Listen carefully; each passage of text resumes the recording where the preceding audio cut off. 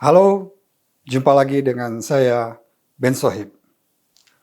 Pro kontra munculnya kriteria penceramah radikal versi BNPT dan daftar nama Ustadz radikal membuat sebagian masyarakat Indonesia bingung.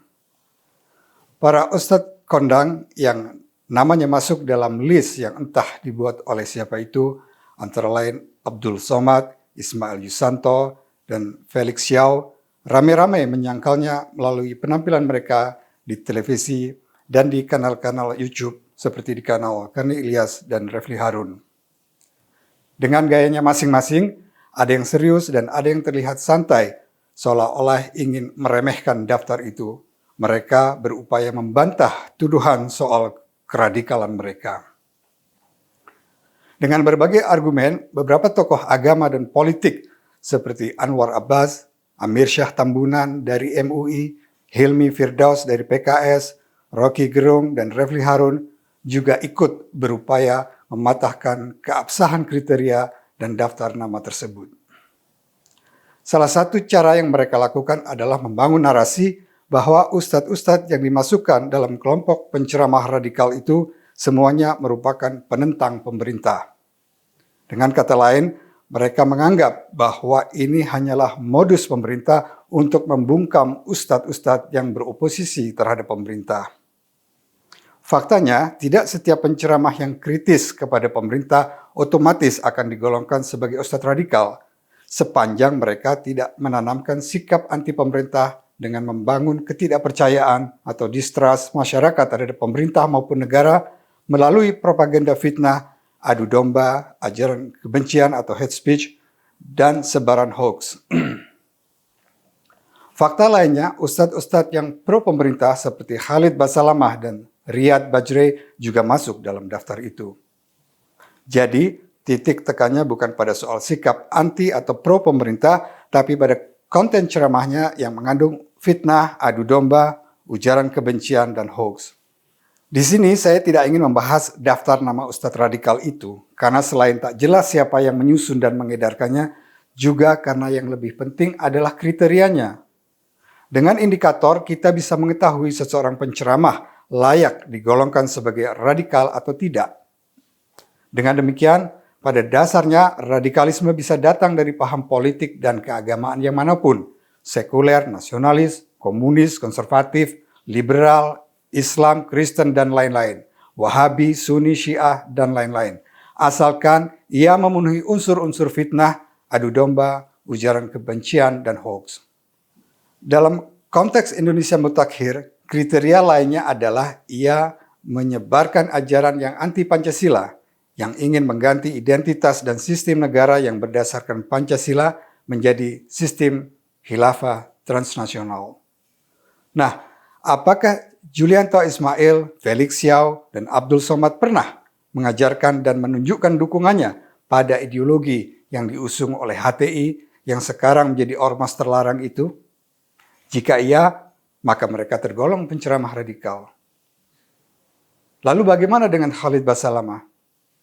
Pernahkah ia mengajarkan ajaran yang anti-Pancasila dan pro-ideologi khilafah transnasional? Saya tidak pernah mendengar ia berbicara soal itu. Setahu saya, ia seorang penceramah yang pro-pemerintah. Setidaknya tidak pernah mengkritik Presiden Jokowi. Bahkan konon ia ikut membina pengajian di lingkungan Polri yang dikenal dengan polisi cinta sunnah.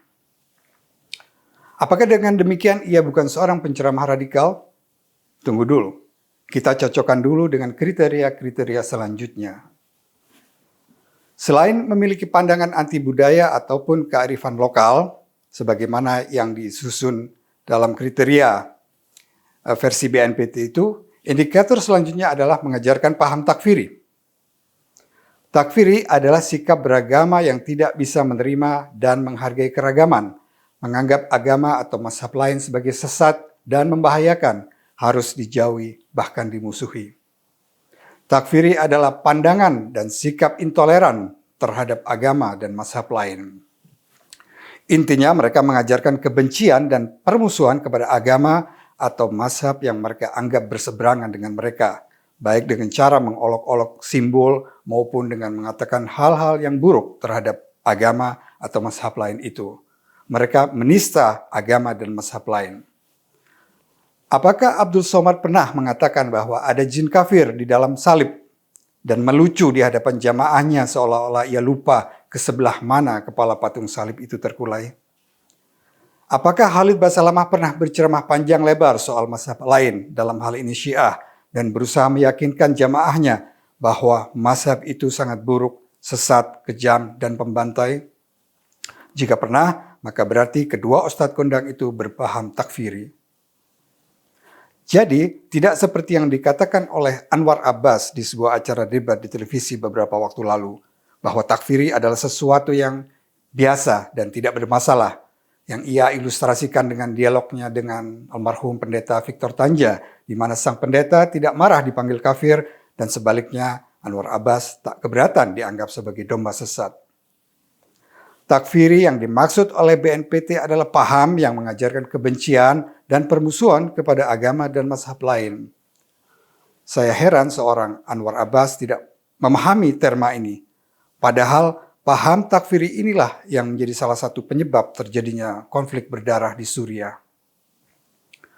Saya ingin bercerita sedikit tentang Suriah, karena ada beberapa hal yang bisa kita ambil sebagai pelajaran agar tragedi di negara kuno itu tidak terjadi di negara kita. Suriah adalah sebuah negara sekuler di mana penganut Sunni, Syiah, Kristen, Alawid, Druze, dan Yahudi hidup damai berdampingan. Saya menyaksikan sendiri keharmonisan antar umat beragama di sana saat saya berkunjung ke negara itu sebelum perang.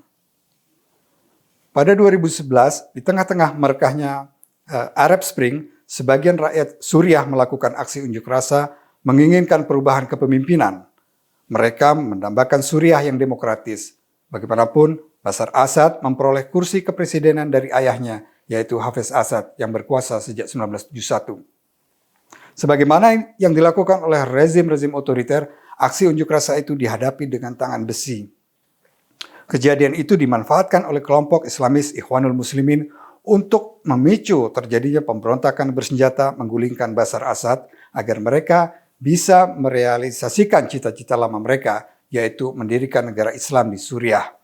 Bashar Assad, juga sang ayah Hafez Assad, yang berpaham nasionalis Arab sekuler itu merupakan musuh besar Ikhwanul Muslimin.